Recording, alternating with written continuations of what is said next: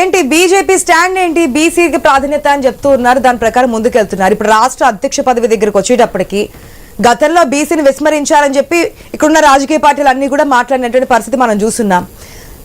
So ఇప్పుడేంటి మరి, బీసీకి ప్రాధాన్యత ఇస్తారా లేదంటే బీసీలను పక్కన పెట్టి మళ్ళీ ఓసీలకు ప్రాధాన్యత ఇవ్వడానికి ముందుకెళ్తున్నారా? మీ దగ్గర ఉన్నటువంటి ఇన్ఫర్మేషన్. గుడ్ ఈవినింగ్ మేడం, మీకు మన ఐ న్యూస్ ప్రేక్షకులకు ప్యానెల్లో ఉన్న మా మిత్రులందరికీ గుడ్ ఈవినింగ్. మేము గతంలో కూడా చెప్పినాం మేడం, మేము వచ్చేసి ముఖ్యమంత్రి పదవినే మేము బీసీకి ఇవ్వాలని అనౌన్స్ చేసినాము. ఇక అప్పుడు ఏదైతే మాకు కాన్స్టిట్యూషన్, బీజేపీ కాన్స్టిట్యూషన్ ప్రకారము ఏదైతే 3 years ఒకసారి అధ్యక్షులను మార్చే ప్రాసెస్ లో మేము అప్పుడు బండి సంజయ్ గారిని మార్చడం జరిగింది. దాన్ని ఇక మన ప్రతిపక్ష పార్టీలు బీసీలకు అన్యాయం చేశారు, అది చేశారు, ఇది చేశారని ఒక ప్రాపగండ తీసుకొచ్చారు. కానీ భారతీయ జనతా పార్టీ అక్కడ ఎప్పుడు అన్యాయం చేయలేదు, అక్కడ కావాలని కూడా తీయలేదు. తనకు ప్రమోషన్ ఇవ్వడం జరిగింది, నేషనల్ జనరల్ సెక్రటరీగా అపాయింట్మెంట్ చేయడం జరిగింది, బండి సంజయ్ గారికి ఎంపీ సీట్ ఇవ్వడం జరిగింది, ఇవాళ మంత్రి పదవి కూడా ఇవ్వడం జరిగింది. రాజకీయ నాయకులు, రాజకీయ పార్టీలు రాజకీయాలే చేస్తాయి కాబట్టి వాళ్ళు ఏదో ఒక రకంగా భారతీయ జనతా పార్టీ మీద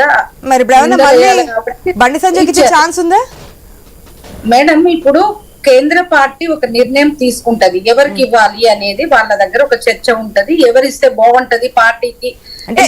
రాష్ట్రంలో ఉన్నారు కదా, రాష్ట్రంలో పరిస్థితులు మీకు బాగా తెలుస్తాయి, ఎవరెవరు పోటీలో ఉంటున్నారో మీకు బాగా తెలుసు, బయటకు వచ్చి స్టేట్మెంట్ పాస్ చేస్తున్న వాళ్ళు ఎవరో కూడా మీకు తెలుసు, ఎవరు కావాలని ఆశిస్తున్నారో కూడా మీకు బాగా తెలుసు. లిస్ట్ లో కొంతమంది ఉన్నారు మేడం. ఇప్పుడు మాది ప్రజాస్వామ్య పార్టీ, ప్రతి ఒక్కరూ అయ్యే అవకాశం ఉంటది, ఎవరైనా కావచ్చు. మీరు గత చరిత్ర తీసుకుంటే భారతీయ జనతా పార్టీకి రేపు నేను కూడా కావచ్చు, మా పార్టీలో ఏ కార్యకర్త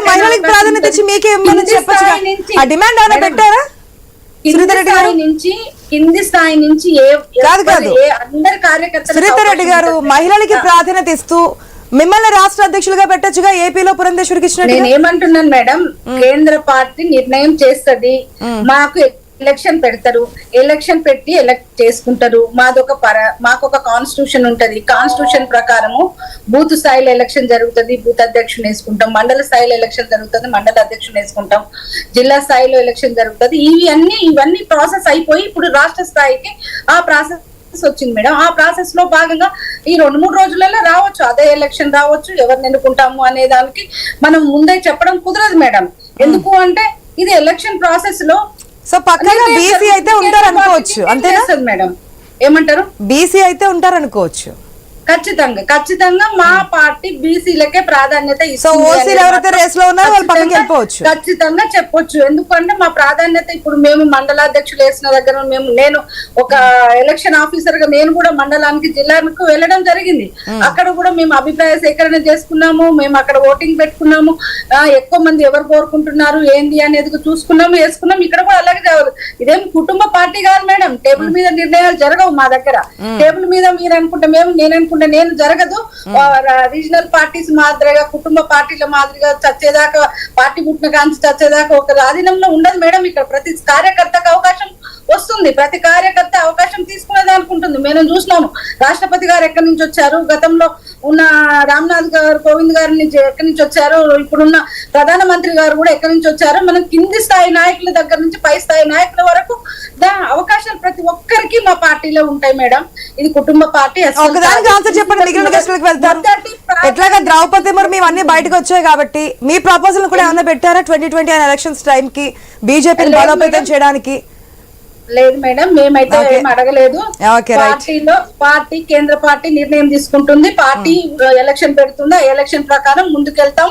బీసీలకు మొదటి ప్రాధాన్యత ఇవ్వడం జరుగుతా ఉంది. ఇది కూడా త్వరగానే జరగడానికి అవకాశాలు ఉన్నాయి మేడం. ఓకే ఓకే, ఒక్క నిమిషం అండి.